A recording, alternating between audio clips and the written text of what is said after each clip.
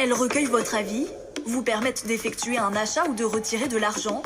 Les bornes tactiles sont de plus en plus présentes dans l'espace public. Censées améliorer la relation client, elles sont pourtant régulièrement pointées du doigt pour leur manque de propreté. C'est ce que révèle une enquête réalisée par le magazine Capital, qui a fait analyser 10 écrans tactiles situés dans des lieux très fréquentés de Paris, comme de grandes surfaces, des gares ou bien des banques. Alors, quels sont les résultats obtenus? Sur les 10 échantillons, 7 bornes tactiles s'avèrent relativement propres. Parmi ces bons élèves, la RATP, la SNCF et McDonald's. En revanche, l'hygiène de 3 écrans testés laisse à désirer. L'analyse d'une balance pour fruits et légumes du supermarché Monoprix a ainsi révélé la présence de 225 bactéries par 25 cm². C'est 3 fois plus que le nombre moyen de bactéries retrouvées sur un bureau, de 50 à 100 bactéries par 25 cm². En Gare du Nord, le distributeur de friandises Selecta était quant à lui contaminé par 1350 bactéries.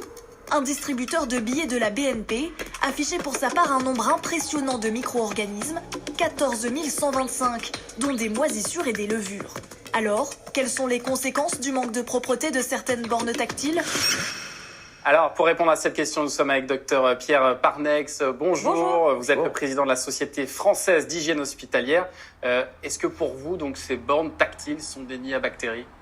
Oui, on peut le dire, mais c'est vrai que des bactéries, il y en a partout. Il faut se dire que le corps humain possède plus de bactéries que de cellules vivantes. Il faut différencier les bonnes bactéries qui sont notre flore dite résidente, avec lesquelles on vit en harmonie, quelques staphylocoques, des corinébactéries, de ce qui est transitoire, donc on va attraper sur les bornes ou ailleurs, et qui là peuvent générer des infections et des maladies. Bon, alors, il y a quand même des entreprises qui font beaucoup d'efforts pour essayer de nettoyer le plus possible, ne serait-ce qu'à la RATP. Il y a 1000 agents qui sont mobilisés pour assurer la propreté des bornes tactiles. Ça paraît énorme, 1000 agents rien que pour ça.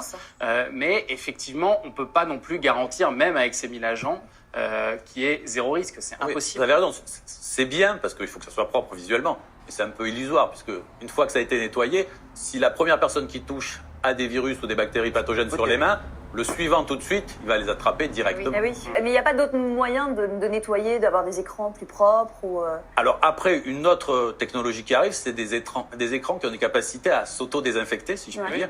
Donc il y a des brevets, il y a un brevet français qui s'appelle Protect Écran.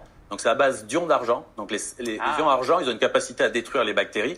Donc soit vous les mettez dans la masse directement au départ, soit vous avez des films protecteurs. Mais dans un temps futur, on peut se dire que ce sera peut-être des équipements complémentaires. Ça résout pas tout, mais ça donne une sécurité supplémentaire.